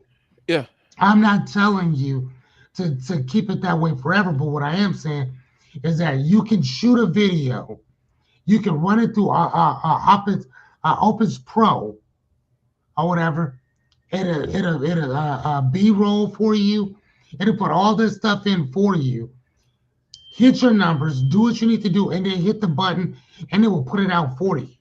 Yeah. So again, I mean, and I guess it's going the long way of saying that the thing that really got him was, dude, just see what happens. Yeah. You ain't got no subscribers like that, so you have no idea what's gonna work or what's not. Well, and so that's why, remember we talked about it, where I'm like, you haven't earned the right to call yourself a failure You yet. haven't even earned that right. And so Right. See, I love that. for me, I look at it like, I love that. You haven't earned the right to call yourself a failure. and so for me, I look at it like the monster in the closet, right? Like when you're little, Yeah. you're like, there's a monster in the closet, and you believe in your mind that there's a monster in the closet, there's something in there, until the older person comes in the room, walks you to the closet, shows you that there's nothing in there, and it's your own mind playing tricks on you, right? Right. For me, I think we view that failure, the unsuccessful attempt, as the monster in the closet. Yeah. And for me, I'd rather, it may be we're talking about, you're talking about super early stage. I'm talking about going out. You've kind of, now I'm going to go out there and get this on, get the failure on me, so that I can lean in and get success. And that's what I think that's where we are, because again, my whole thing, like, I mean, think about kind of what we do now. Mm-hmm. You know what I'm saying? Like I told you before, your avatar is me. Yeah. And somebody who already has money, somebody who already has time, somebody who already has their shit together, or whatever. I'm looking to create a different type of experience now. And I don't have the experience. I don't have the know-how. I don't have the rigmarole of understanding what I need to understand. I can get on YouTube, which I still do, mm-hmm. or I can say, hey, Brian, how do I do this? Brian, what's going on with that? Brian, you know what I'm saying? Yeah. So again, for me, I can use that word. You know what I'm saying? But again, think about it. What really inspired me? It wasn't failure. It was trial and error. Oh shit, that's different. Yeah, I could do that. Yeah, let's just go see what happens. Let's see what works and what didn't work. Like I would still like to be able to use my phone for different things, whatever. But here's the thing. I have this camera and I also have this one. By the way, they sent me a brand new camera. Wow. Dude, brand new. Because they said that the backing on it was so messed up. They said that they could not replace that at all. So they just sent me a brand new one. So now I have those. DJI's customer service is pretty amazing. And their stuff is amazing. Here's the thing, because of you, I now have two, not only cameras, but I also have them both where they're both what is that? For the warranty. They're both warranted. Okay. Both of them. So this one's warranted through DJI. My other one is warranted through Nebraska Furniture Mart. I mean, yeah, I'm good, baby. I'm good. So I guess for me, like I said, I'm a little bit later stage, and for me, I'm actually motivated. Like, and maybe my mind is just wired differently than a lot of people. Oh, okay, talk to me. So I'm motivated by, I went out and wasn't successful. I'm gonna get it right this time. That lights a fire under me. Yeah. When I go out and fail at something, that lights a fire under me to say, I'm gonna prove myself wrong. And I've talked about it plenty of times. That's how my imposter syndrome works. That's how I get a lot of stuff done with all the milieu of stuff that goes on in this brain here. When I always try to prove myself wrong when my negative inner voice is talking to me. Mm-hmm. And so that's why I'm like, if I go out there and I'm not successful, then for me, that's the fuel I need to go out there and chase the success. And so for me, when I talk about somebody failing or failure, I don't view failure as a destination. I view it as a step along the path. Because the only time you can finally say I failed to be successful is when you finally quit. But if along the way I encounter turbulence and encounter failures, that means I've encountered lessons that I still need to learn. Mm-hmm. And so when I think of failure, and when I say it, it's kind of, it might be different than how other people perceive it. Because for me, the act of failing at something is a motivating factor. That means I need to come back and get better. For some people, it's their exit point. It's where they want to quit. And I think that's where there's a lot of work. That's where that shows there's work to be done. Because Mm-hmm. if you're willing to give up on this thing so fast, then you go back and say, was this thing really that valuable to me? Mm-hmm. Did I really want to do this? Was I really motivated to do this? Or is it just something I thought I wanted to do until I encountered difficulty and then I dropped it? And Yeah. so for me, when I say failure, I don't view it as the end of anything. I view it Yeah. as we went to this point, we failed at it, we're going to take a step back, learn where we messed up, and then we're going to succeed here, and we're going to keep having success till we hit the next point of failure. And Yeah. that's how we keep going, and that's how we move forward. But for somebody that's super early stage, um Trial and that error, that that shit, man. that may not be ideal for them, but I think at some point as they move along the way, they're going to have to embrace the concept of, I failed at this thing and I'm going to go try it again. I'm going to try it again until I'm successful at it. Yeah. So that I appreciate that. And I think, hopefully depending on who's watching and where you fall along between me and Fearless, that may inform who makes more sense for you to work with. Mm-hmm. So, you know, Get that, in. so like I said, for me, the dopamine hit, there's a dopamine trap when you're constantly planning. Planning is amazing, bro. Like planning and learning, Go get my planning it. gun in the kitchen. Planning is the best thing in the world. Like when you're sitting there thinking about doing something, that's exciting and that's motivating when you're just in the thinking phase. The problem is some people never evolve past the thinking phase. And Is that that on the table or that's all they do. on the They couch? never move past It should be on the table or next to the chair. they never move past thinking about it or Oh planning shit, it. it's in here. Sorry. Oh, I thought you were talking about your room. And so No.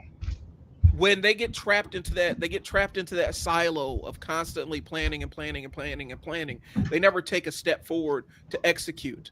And the real learning comes with execution, not just coming up with the idea.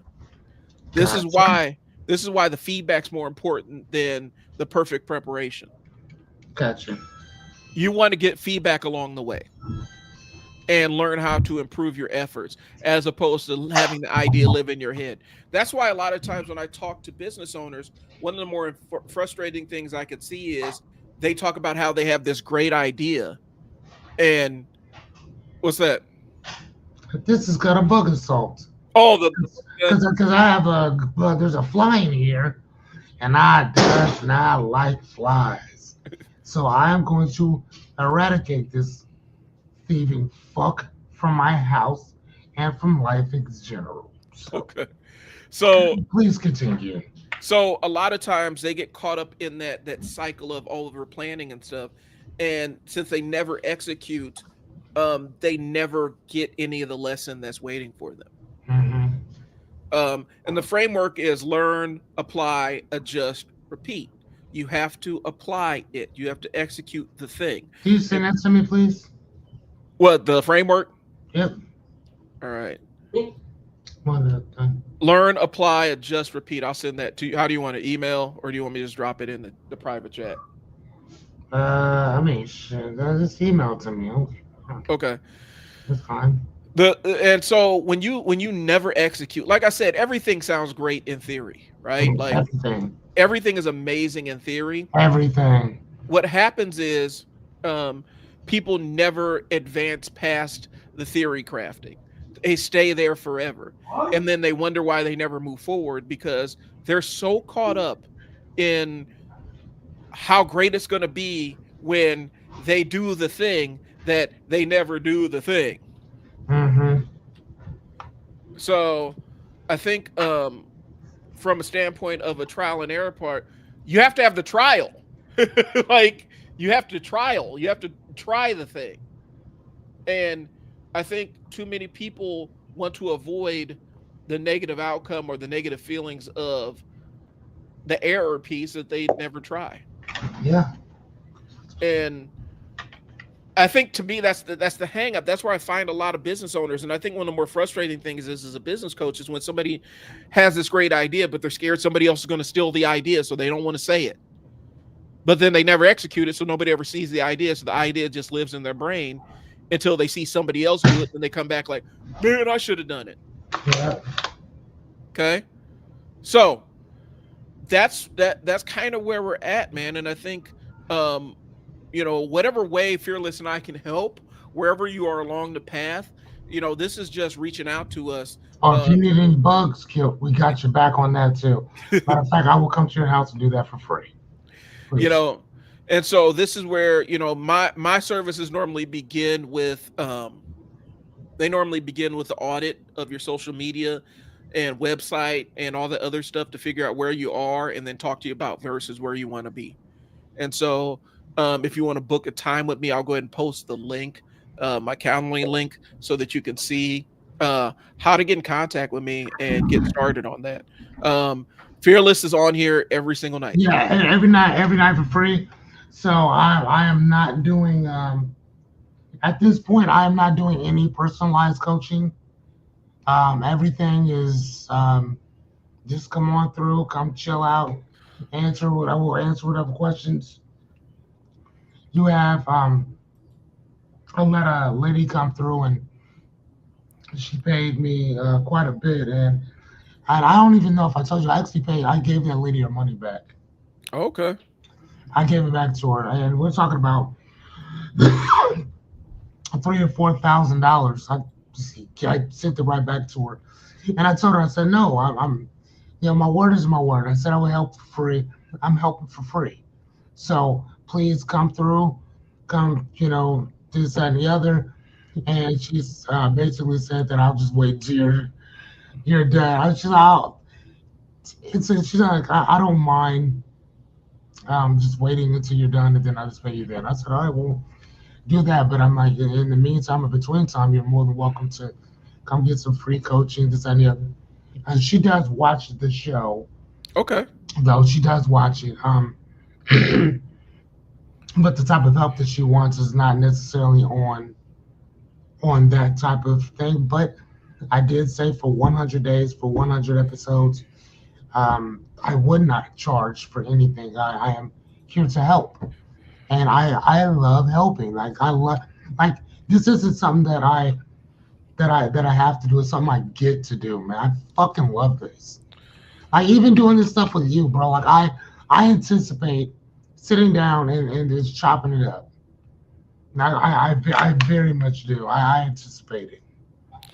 Well, and I think the thing is, people underestimate. We talked about it. People underestimate where you have somebody who's willing to listen as it is, and all they're asking for is your time. That's it. Because a lot of times people they want to charge for that, and Fearless is offering it for free at the time. Like you can get my marketing brain and business brain for free while we're doing these. Yeah, while we're doing this, yeah, no problem. And I don't, like I said, I always tell people, and I'm not exaggerating, I don't hold anything back. I tell you exactly what I think and what I know at the time. And I don't try to put it, well, you gotta pay me to get more. I don't believe in that. I'll give you what's in my brain for free. And then if you want more, or if we need more time, then we can now always schedule that one out. Yeah. So, if you guys got any questions, go ahead and drop them in the chat. I know that we've had a couple of comments here. Chris always has great questions and good comments and stuff. This only works if you guys drop questions in the chat. Like we can only speak to the stuff that we see. That's it. And so this is kind of, we could talk about your fear of judgment. What do you do when nobody engages? And overcoming the who am I to that's happening in your head right now. Who am I to talk about this? Why would they listen to me? Okay. So those are the things that we can talk about in the Q&A session if you guys are interested. Here's what I'm gonna say: when the motivation dies, Yep. we're gonna talk about what happens when the motivation dies because fearless, we touched on it a little bit. Okay, when your motivation dies, Got him, by the way. all right. I just want to let you guys know that with this bug assault gun, that that terrorist was dealt with the way that Americans deal with terrorists. Shoot it several times. And when I sent it back to its maker. when the motivation dies, one of the hardest things is to kind of extricate yourself, pull yourself out of that feeling. Okay. This is where your systems do come into place. This is when your habits come into place. Um, the last week or so has been really kind of um there's been a lot going on in one of my businesses, and it's been draining. And Friday I didn't feel like getting on the live stream and working. And I normally do my Friday live stream where we co-work. It's for ADHD brains. People can log in and bring their tasks that they need to get done, and they can have somebody that's working alongside them. And I didn't feel like doing it, but I already had set up the system, so it's easy. It was easy for me to do. I have it set up, so all I got to do is turn on my lights, turn on my camera, and I'm ready to go. And so I got so in practice with doing that is it actually feels uncomfortable when I don't on Friday. Yeah, right, right. And so for me, I had to show up, and I already have the system in place to get things rolling. Okay. Gotcha. And so the idea is set minimum viable habits. So posting once a week, even if it's trash, even if you're not happy with it, Yeah. post once a week. Even if you're not happy with it and you feel like this is the worst things ever, at least you're doing it. You're giving yourself something to learn from. And it's not trash. Your brain thinks it is, but that's not the case. Understand that our perception is informed by our own traumas. And so it may not be bad, but your brain thinks it is. And even if your brain thinks it is, get it out there. Okay. Mm. Automations, accountability partners. I'm here every Friday at or at noon time working on stream. I can be your online accountability partner. All you got to do is tune in. Okay. So what do you? Go ahead. What time is that you do that? Typically, I'm normally on there around noon. I was trying to aim for 11:30, but I think it was too early for some people, and so I try to get on there around noon while some people are working over their lunch hour, and I stay on till about 2. So what are you guys doing? Working. So that's typically where I'll bring tasks that I want to knock out before the weekend, Okay. and what I'll do is I'll work in sprints. So I'll work for 10 minutes, and then every 10 minutes I stop to take marketing questions. I stop to take task questions, stuff related to ADHD. I'm there to converse, and then once we answer those questions, we're back to the work, and that's just how it goes. And so we work in sprints. And so the breaks, the conversation breaks, that's your little dopamine hit. That's your reward for staying on task. And so that's so really like so so excuse me. So if I wanted, I'm sorry about that, guys. And so if I wanted to work on my website and stuff and calendar type stuff and this and the other, I could come to this. What is it? What do you call it? I call it the Unstuck live stream. Okay. Actually the Unstuck Friday co-working live stream. And we just co-work on there. So yeah. Hey, unstuck. What? Oh, typically I have my naming conventions. It's the Unstuck co-working live stream. Because I do the Unstuck live stream on Mondays. Working live on what? It's on this same channel, like say on my Facebook, on my YouTube. I was doing it on Twitch. I'm thinking I'm probably going to switch back to my LinkedIn because I think there's more value. I got more engagement on LinkedIn. I think I'm gonna just say Twitch for gaming, Okay. marketing stuff. But I do it on my main profile, YouTube, and it's going to be LinkedIn. Tune into any one of those places, and we can make that thing happen. Okay, so if I want to start building out my website, if I want to do like that calendar thing that you keep talking about, Calendly, Yeah, Calendly. Calendly, if I want to start putting up videos and this and the other for my website and this and the other, creating a funnel, I guess, if you will, an audit type thing, Mhm. the funnel type thing or whatever, I can do all this with you. Yep. Okay, cool. So that I will be here on Friday. On what platform? Facebook. Main place to reach is going to be my main Facebook page. Why don't you use this? I do use StreamYard. I use StreamYard to like normally it's on StreamYard. I'm actually going to be trying to move that off of StreamYard and put that on some local streaming software just because my StreamYard limits how many places I can post at the same time. We're posting all this stuff now. What are you talking about? But I have my own StreamYard account that I post stuff on because those live streams can go long and I don't want to eat up all the space on this shared one. I mean, do you take them off and put your stuff on? I do take them off, but yeah, I mean, it's not a big deal. I could use this And one. do no, just use this one. Okay. I mean, it's already there, bro. But I mean, I use it every night, and then I'm actually cleaning.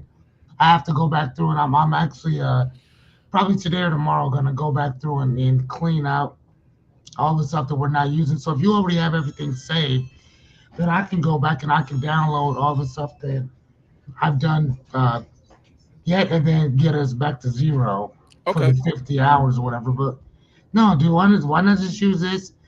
Get off from the thing, or whatever. It's a lot easier. We can send a link to people if they want to chime in and come on, and we can just be all sitting there, kind of chilling out, working together. Okay. All right. Fuck, Well, let's do that.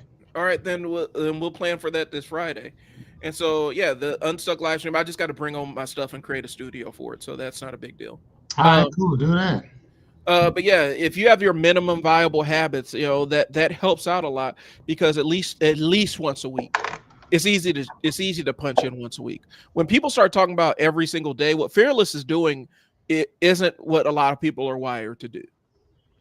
You know, Fearless is at 5 or 10% that can put out something that can be on camera every single day. Um, but as long as you show up on a consistent basis and whatever consistent is for you, that will help out to get that thing rolling. Okay. And I think that I once my 100 days are done, which is in 19 days, I'll still get on and stuff. I mean, when I'll do it, I'm not really sure, Uh-huh. but I'll still be getting on to do different things. I just think that um, I'm probably going to use Opus Pro a lot more. Okay. So I'll do more shorter video. Excuse me, shorter videos, um, as opposed to sorry. So I'll probably do shorter videos as opposed to um, longer videos, um, and I'll break them up and just kind of put them all over because that's a great thing you can do. God damn, sorry, Roy. That's a great thing you can do with the Opus Pro is just put them everywhere. Right. So you can shoot something, put it out, and then I don't have to put it out the same day. So Yep. I can shoot, excuse me, 2 hours worth of shit today, and then Monday I can have these ones go out. Wednesday I can have these ones go out. Friday I can have these ones go out. And they can go to different things, or whatever. So that's what I'll end up probably doing for me. And there's one more service that I've seen people use. It's called Restream, where it will broadcast your live stream, but it'll do it like you can restream it. So you don't have to. So it could broadcast your live stream at a different time. So it records the entire live stream and then we'll broadcast it at specific times. Oh, So really? not only do you live stream at the time you're live, but then it will it's almost like, how do I put it? Reruns. Basically, it airs your live stream as reruns Hmm. for when other people are, because sometimes you may have an audience at a specific time, but you're not streaming at that time. And so Restream allows you to do that. Oh, really? Okay. And so, and I was looking into dabbling in that. I haven't rolled it out, but I've seen people utilize it to pretty good effect. Okay. One of the things is, and so we're getting close to the end here. the thing is, you have to develop emotional resilience when it comes to this stuff, especially if you're going to be in front of a camera, especially if you're going to be putting yourself out there and showing up. Emotional resilience is something that a skill that you do have to build up. Like, one of the challenges is on YouTube. The YouTube comment section has gotten better in recent years, but it's still one of the worst places on earth. Like, it's one of the worst. It's one of the worst places. Like, if it was an actual physical place, it would probably be blacklisted by every major country from traveling. It's one of the worst places you'll ever find. And the reason why YouTube comment sections are miserable is because the people that will dwell in YouTube comment sections are the people that never start anything. They never do anything. They never create anything. They never put themselves out there. But they will tell you how to start something, how to create something, and how to put yourself out there, and then judge you for every step, every mistake, everything. So they just sit in the comment section to make you miserable. Yeah. And to argue with you and to engage you, because it's like, it's like the dudes I see online that their entire online persona is picking fights with women. Like, that's all they do is just pick fights with women on social media. And a lot of what you say, that's what they do. Yeah. Their whole thing is to get on there and pick fights with them. And because that's the only way they can get anybody to it. That's the only way they can Oh get. my God, I love it. And I'm talking to a narrow population of dudes, but that's the only way they can get women. Oh my God, that's the only so way they can get funny. women to engage them. The only way they can get women to engage them is going out and being antagonistic and picking fights with them. Because in real life, they can't really get anybody to engage them for longer than 5 or 10 minutes. And so Oh my gosh. the YouTube comment section is, and most comment sections on social media platforms. Oh my God, that's funny. Most comment sections on social media have this to a degree, but YouTube is really bad with it. Facebook's kind of bad with it. There's always somebody negative in the comments looking. If they see that you're out here shining and doing your own thing and feeling confident, their job is to knock you down a peg. Their job is to tell you what you're doing is wrong. I've seen, I watch a lot of weightlifting and powerlifting content. I've seen people literally setting records, deadlifting, 1,200 pounds, like 1,200, 1,400 pounds of weight, pulling it off of the floor and holding it in their hands. And there's somebody in the comment section telling you how their form is wrong. Now, this person never deadlifted anything close to what this person is doing, but they're going to tell this expert, this person that's dedicated their life to it, how they're doing it wrong. Right. And so the challenge for people when it comes to showing up is you have to be fully aware of the existence of these people and to not pay them any attention, because they will derail your progress. Especially if you're still building your skill of emotional resilience. People pop up and say really negative and nasty things just to mess with you. I have a story. The only viral video I ever did is one I ended up deleting. Because I misattributed something. I said something wrong. And that was the video that exploded, where I was like 5,000 views in 10 minutes, And what did you say? Oh, it was some off the cuff. Basically it was old. It was a marketing video, and I was referencing there was this old MTV interview with Fat Joe. And he was talking about why he opened up a bar. And he basically was saying at a bar, he's like, I can take this same shot glass of liquor and mix in some juice and whatnot and charge 3 times more. And he's like, that's a better comeback than crack. And I said something along, like I was talking about it, and instantly bartending YouTube jumped all over me and descended upon me. He's like, this guy doesn't know how to mix drinks. I don't, because I don't really drink like that. I got eviscerated on that one. But it happened so fast that I didn't see that the likes were I had more likes on it and more people were like, okay, I get the concept of what he's saying. Even though I may not agree with exactly what he said, I get the context of what he's saying. Gotcha. And I had way more likes and shares for that than the negatives, but the negatives, like it flattened me. And I'm like, oh my God, and I had to take it down. And that's how the comment section got me. That was my first lesson in it. And now if I have a negative comment, I just say, oh, thanks for watching. And I keep moving. Because I know sometimes it's good feedback, but more times than not, it's just somebody trying to knock you down a peg. Mm-hmm. And I think that's the fear a lot of people have when it comes to showing up. You're worried about that critic in the audience. You're worried about that bad, that one bad person that means well that wants to make you look bad. And the reality is, it doesn't matter whether you're putting yourself out there or not. That person's going to show up at your highest moment to try to kick you down. Gotcha. That's inevitable. Mm-hmm. So why prolong it? Why try to avoid it? Mm-hmm. Lean into it, make it happen.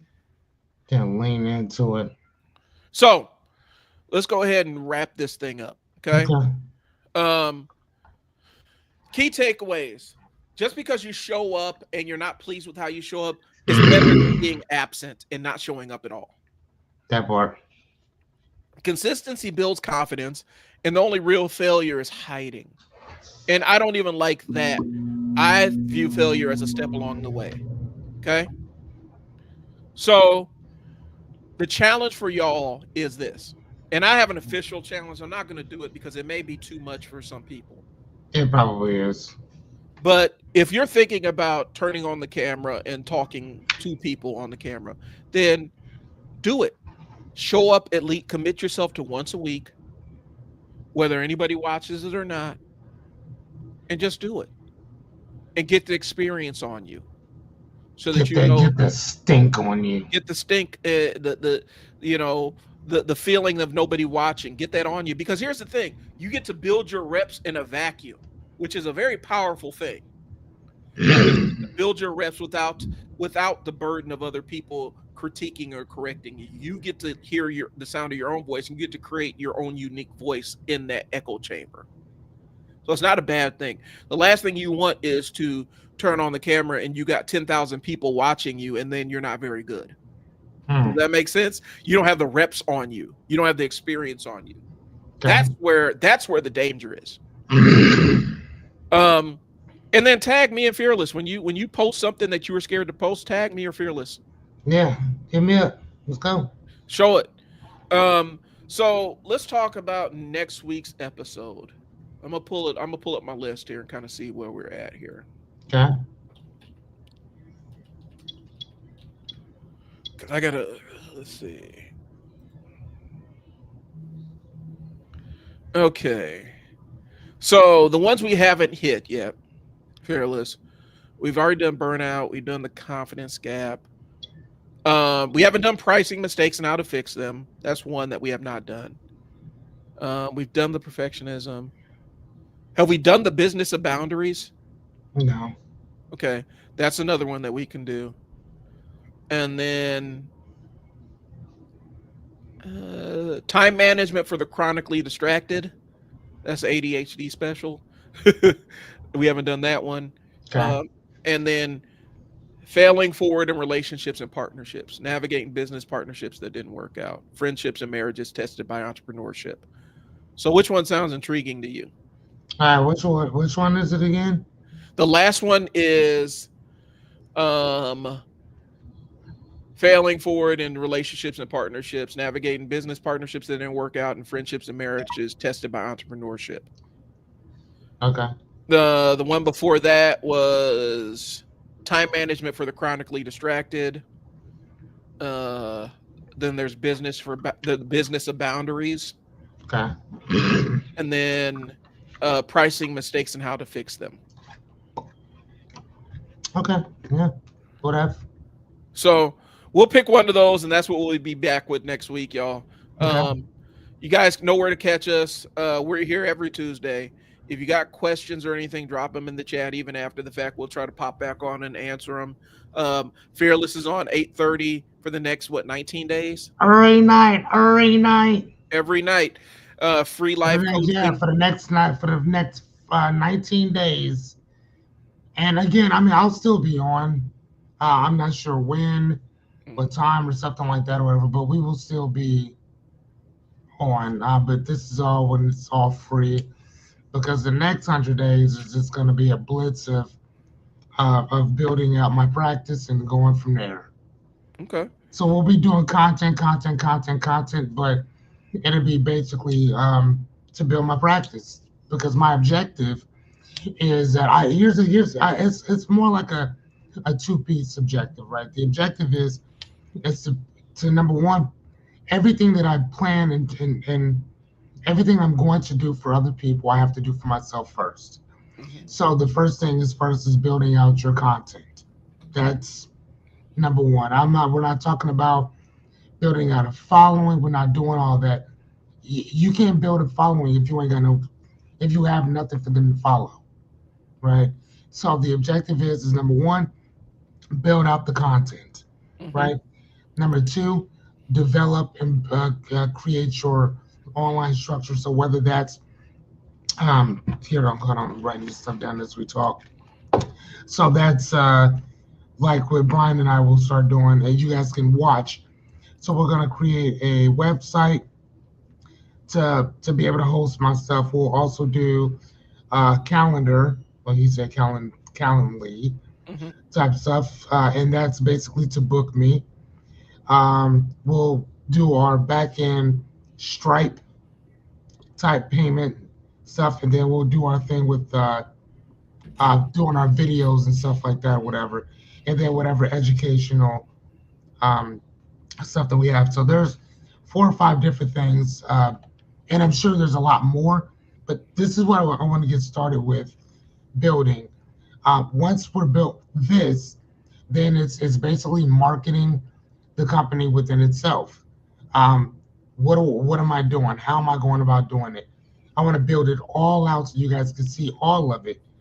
Build my practice, and then I want to teach other people how to do exactly what I just did, or whatever. So, and I'm doing all this because, and the reason why I'm doing 100 episodes is because, bro, if you're not dedicated to doing the bare fucking minimum in this thing, how are you gonna be how are you gonna be inspired? How are you gonna be motivated? How are Yeah. you gonna be disciplined to do to build your practice? I mean, again, and I'm not necessarily saying that everybody has to go through the same rigmarole that I'm doing. I'm not saying that because it's not going to be the same for everybody. But I think that building an audit of where you are on this um, hero's journey or whatever is kind of my thing. It's to kind of guide you through that and building out um, a palatable, sustainable coaching practice. That is my objective. Okay. Like that's what I do. So my guy Brian here will focus on business in general, and we'll probably do the same exact thing. But right now, this is what I am focused on to do and why I'm doing it. Yep. And I'll be there to help Fearless along the way so that Well, you yeah, can, you guys can watch yeah, you got, on I guess on Friday. yeah, we'll start on Friday, and you guys get a chance to see some of the marketing decisions and how a marketer kind of perceives some of this stuff. So that's what we got on Friday on the Unstuck sessions. Um, and then again, we're gonna, we listed what the topics are for next week. Um, if you guys got any questions, we talk about the power showing up, but you guys show up, but make sure that you show up with questions too, because that's the only way that you're going to get the value out of this is if you ask the questions that are burning on your mind. A lot of times people will ask questions off the stream, and that's fine. But you, on the stream, you're going to get both of us locked in on in problem solving mode, you know, and Hmm. wanting to help mode. Off stream, we have other things going on. We're still going to help, but you might get a lot more benefit and value on the stream, but we're always available to answer questions or whatnot. You know, Okay. I got a couple of marketing questions that got through the email that I need to go answer here in a second. So that's what we got. We appreciate y'all tuning in. Thanks for showing up. Um, you got anything else, Fearless? No, I'm actually uh, writing out all the stuff that you and I are going to be working on. Okay. Well, yeah, so if anything, y'all tune in to that. I mean, just so you can at least watch the master coach me, All right. and walk me through, what I need to be doing. Because again, I'm good at certain things, but I know there's certain shit that I'm not good at, and he's the guy I go to for that. So, yeah, Yep. So that's what we got, y'all. I appreciate Fearless. I appreciate y'all tuning in. It's Brian. fearless here. We'll hit you guys. We'll talk to you guys later. Oh This wait, we is got a comment. We got a comment. We got a comment. Hold on a second. Let me see what this is. Morena. Okay, never mind. We'll talk to y'all later. Peace.